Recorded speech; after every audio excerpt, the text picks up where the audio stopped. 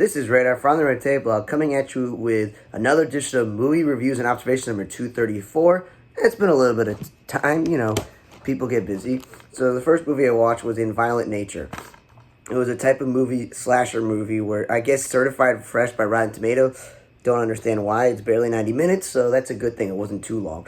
It's basically that apparently a locket has been removed from a collapsed fire tower in the woods that entombs the rotting corpse of a guy named Johnny. And he's on a revenge thing to get the locket. It's a 6-year-old crime. His body comes back from the dead, and he's trying to revive it. And it's like all these teen slash movies where all the young people in their teens or early 20s all start getting killed, and some girl tries to survive. I don't know, everyone dies. Maybe one person survives. It was just not a great movie. Then I watched Watchmen Chapter 1.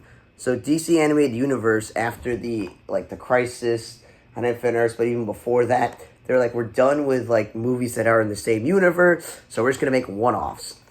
So this is, the Watchmen usually have nothing to do with DC, and it involves specific characters, as you can see on the cover. It wasn't like all the original Watchmen character, but Dr. Manhattan, Rorschach, Night Owl, Silk Spectre, and Ozymandias, and the Comedian. So this one, I watched it with someone, so it's not like, I watched by myself, so it's not only my opinion, but again, it's a typical animated superhero movie that's between 80 minutes and almost 140 minutes, but not that long. And it's basically, this movie is a direct copy of the comic books, so they brought the comic books to life, so that's a positive thing. I felt it was a little boring for my taste, but it's also a multi-parter, so you have to see where the whole entire thing is actually going.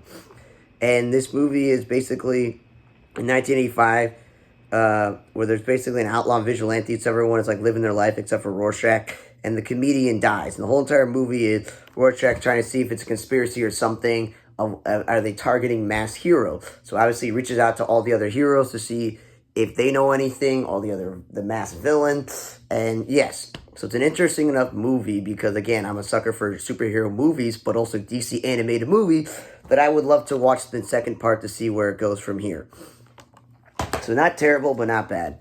Then I watched a cheesy Hallmark film because, a lot of times I just want to put something on in the background. I watched Romance with a Twist, where someone who's an ex-dancer named Laura, she's working with her family on this huge production in their small little town. It's like a construction business, but she's never got to be the dancer because of an injury.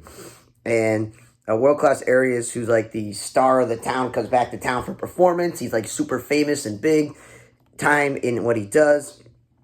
And they have to work together, and as a typical movie, they think that, wow, just because the two of them hate each other from the moment, and he thinks she's not going to do it, and then she shows that she can actually do this performance, that they start having feelings for each other, and he goes, I can't have feelings for my coworker, I've done that before, and it's the will they, won't they thing, and then they do in the end, so it's stupid and cheesy. It's not how real life works, but it's a positive. It's an hour and 20-minute TV movie.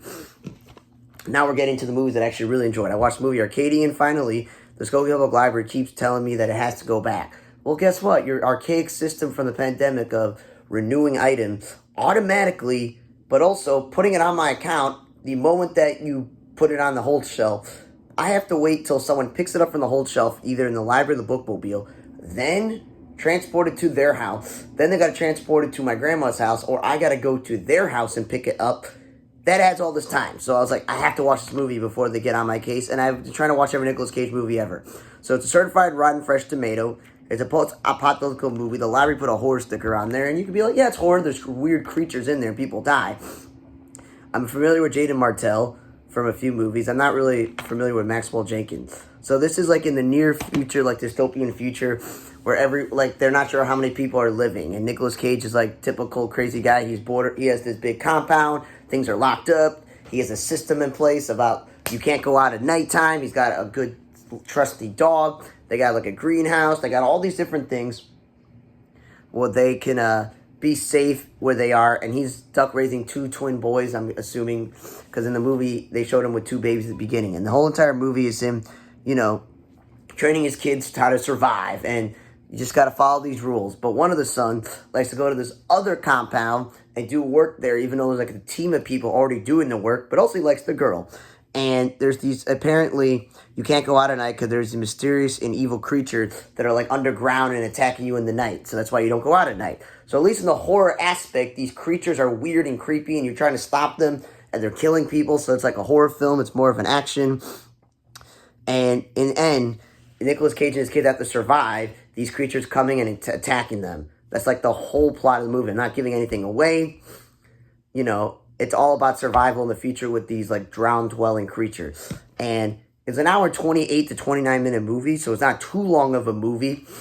And Nicolas Cage at this point, he can't be the main star. He can't be the one doing all the stuff. That's why, you know, he's got two young strapping boys to be in the movie, and I really liked it. The last movie, Dream Scenario, was more of a oddity, like weird, you know, like dramedy. This was like a straight up action horror film. Not bad. Then I watched the movie Robot Dreams, and it made me very, very sad. It's an animated movie, obviously. It's about an hour and 30-something minutes, so it's barely an hour and 42-minute movie with credits. And there's no talking between the characters.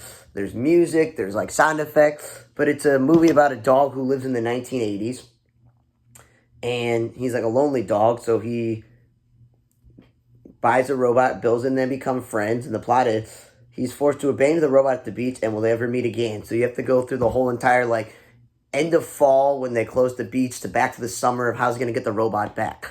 And it would have been nice to maybe that they had some, like, voicing, because I feel like Alan Tudyk would have been a good robot. The dog could have been Will Forte, maybe, something like that. And it's a town full of animals where I'm like, pigeons are still pigeons, fish are still fish, ants are still ants, but you got like aardvarks and like cats and ox, and some of them are wearing clothes and some of them are not wearing clothes. Does this dog have a job? I don't know.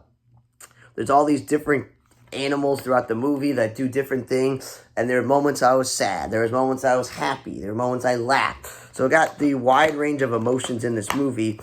It was a cute, clever movie, and I think kids would definitely like this movie, and adults would too. It's a fun movie, and I feel a little bit like this dog. Sometimes, not just me, but a lot of people, I'll say this, sometimes feel alone, and we all wish that we can build a friend. And that's the point of this movie, and it's apparently based off a comic book, so kudos to them. And the soundtrack was pretty darn cool. It's like a lot of classic rock, 80s music, so really liked Robot Dreams, really liked Arcadian. Romance with a Twist did its job. The cheesy Hallmark movie put on in the background. A Violent Nature, terrible horror film. And Watchmen, I have to just wait for the remaining parts to make a full verdict on the whole entire franchise of DC Animated Universe movies. Thank you again for listening to another edition of Movie Reviews and Observations number 234. From the Red Table Block, I'm Radar. See you guys next time.